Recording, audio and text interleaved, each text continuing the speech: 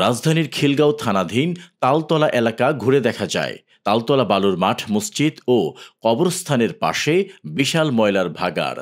২০১৬ সালে গোরস্থানটির ভিত্তি স্থাপন করা হয়। ঠিক একই বছর ময়লার ভাগাড়ের নির্মাণও করা হয়।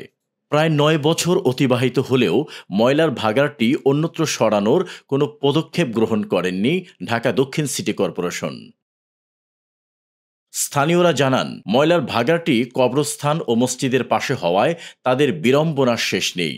মুসলমানদের ধর্মীয় জায়গা মসজিদ ও পবিত্র স্থান কবরস্থানের পাশে এমন একটি ময়লার ভাগাড় যা কোনোভাবেই কাম্য নয়। ময়লার ভাগাড়টি যেন অন্যত্র সরিয়ে নেওয়ার ব্যবস্থা করা হয়, এটাই এলাকাবাসীর দাবি।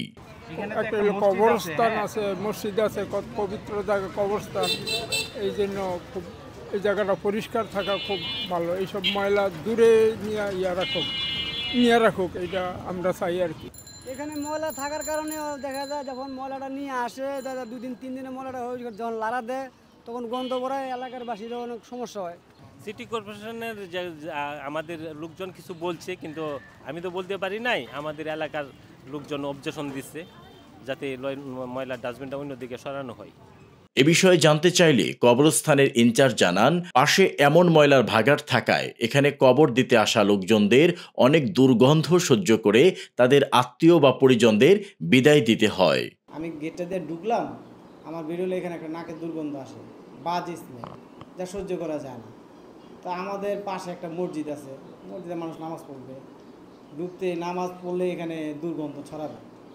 তো এটা এখানে যারা গণ্যমান্য ব্যক্তি আছে প্লাস সিটি কর্পোরেশন অথরাইজ যারা আছে, এটা একটু দৃষ্টি দেওয়া উচিত, যাতে এটা দ্রুত এখান থেকে যাতে সরে অন্য কোথাও যায় নির্দিষ্ট স্থানে। জানা যায়, ময়লার ভাগাড়টি আগে উত্তর সিটি কর্পোরেশনের আওতাধীন ছিল।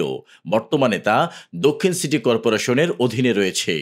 এ ব্যাপারে সিটি কর্পোরেশনের কর্মকর্তার সাথে যোগাযোগ করা হলে নিরপেক্ষ প্রতিবেদককে জানান তারা ক্যামেরার সামনে কথা বলবেন না। আমার ঠিক পিছনেই কিন্তু রয়েছে একটি মসজিদ এবং কবরস্থান, আর ঠিক তার পাশেই কিন্তু দেখতে পাচ্ছি যে একটি ময়লার বাগান। স্থানীয়দের দাবি কিন্তু এই ময়লার বাগানটি যেন কবরস্থান এবং মসজিদ থেকে সরিয়ে নেওয়া হয়, তাহলে কিন্তু তাদের অনেক জনদুর্ভোগ কমবে বলে জানিয়েছেন। মাসুদ রানা, দৈনিক নিরপেক্ষ, ঢাকা।